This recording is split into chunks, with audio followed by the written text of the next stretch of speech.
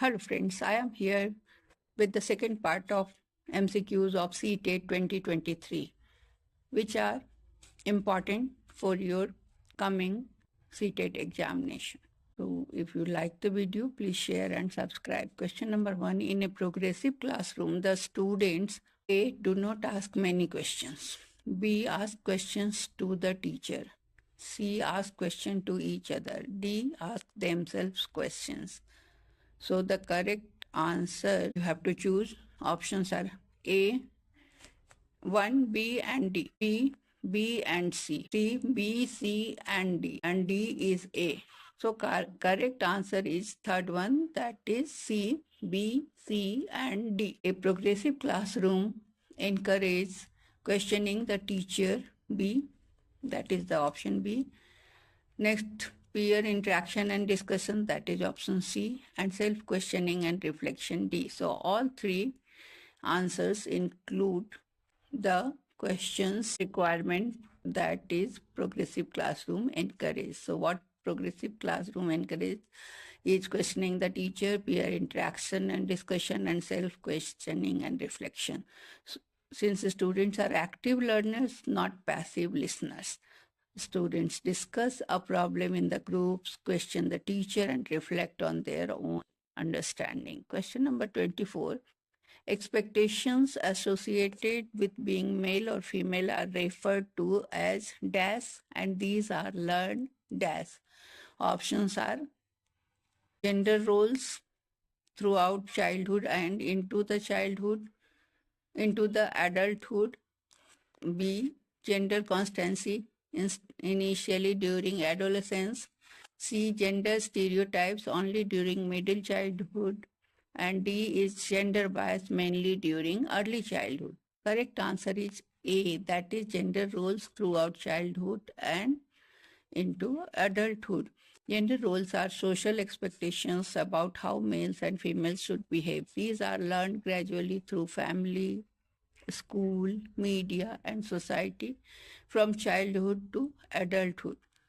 So belief that boys should be strong and girls should be caring reflects learned gender, so which people see from the beginning to the adulthood. It becomes their belief. Question number 25. Which of the following views about intelligence supports the respectful consideration of diversity among learners? Options are A. Intelligence is not influenced by environmental factors. B. Intelligence is not influenced by genetic factors. C. IQs are the only measure of intelligence. D. Intelligence is multidimensional and can change over time. Correct answer is 4. That is multidimensional. Intelligence is multidimensional and can change over time. Viewing intelligence as a multidimensional and dynamic, according to Gardner, respects learners' diversity. It accepts that students have different strengths and intelligence can develop. Students have different strengths and intelligence can develop. It may be musical, it may be spatial, it may be intrapersonal, and like that. A child weak in maths but strong in music is still intelligent. So intelligence is not mm, not instituted or intuited in only one aspect of the personality. Question number 26. Who among the following critic the concept of general intelligence and proposed an alternative theory of intelligence? Options are A. Jean Piaget, B. Howard Gardner, C. Lev Vygotsky, and D. Charles Spearman. Answer is 2. That is Howard Gardner. Howard Gardner rejected the idea of a single general intelligence, that is G factor, and proposed multiple intelligences such as linguistic, logical, spatial, musical, etc.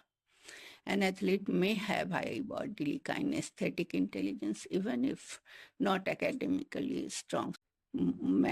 People can be intelligent in various fields. Question number 27. Lawrence Kohlberg's theory has been critiqued by Carol Gilligan. Four options are A. Ignoring gender differences in moral reasoning, B. Not applying quantitative methods of analysis, C. Presenting a strange theory of moral development, D. Collecting data by means of real life situations. Answer is 1. That is ignoring gender differences in moral reasoning.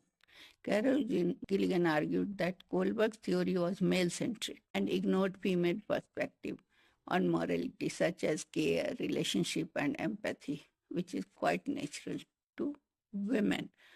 Girls may judge moral situations based on care and responsibility rather than rules alone. Question number 7. A teacher wants to help her students to develop metacognitive skills. Which of the following strategies would be most effective? A. Providing frequent grades and feedback to motivate students. B. Encouraging students to reflect on their own learning and evaluate their progress. C. Assigning text to students to memorize and encouraging them to repeat information from textbook. D. Providing students with detailed and perspective instructions for all learning tasks. Answer is 2. That is encouraging students to reflect on their own learning and evaluate their progress. Metacognitive skills involve thinking about one's own thinking, planning, monitoring, and evaluating one's learning. Encouraging reflection helps students to become aware of how they learn, what works, and what needs improvement. Other options promote external control or rote learning, not metacognition. For example, after a test, the teacher asks students, what strategy helped you most? What will you change next time? Next question, read the following statement and choose the correct option.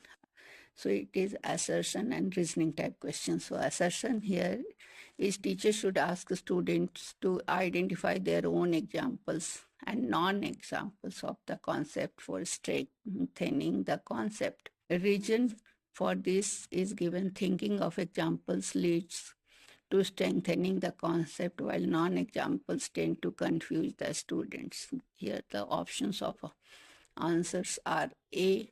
First is A is true but R is false. Second, both A and R are true but R is not the correct explanation of A.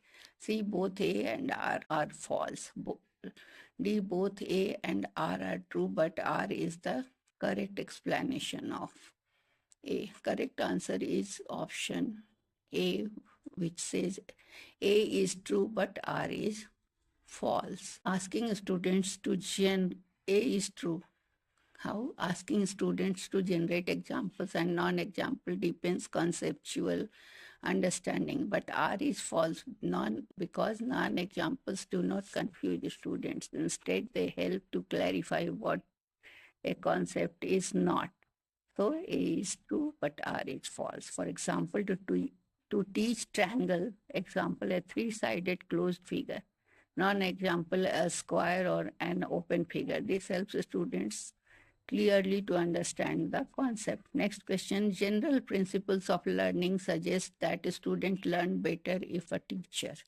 Options are: first, introduces the concept in its symbolic form, then moves to its physical form. B, first discusses what is not known to the student and then comes to what students already know.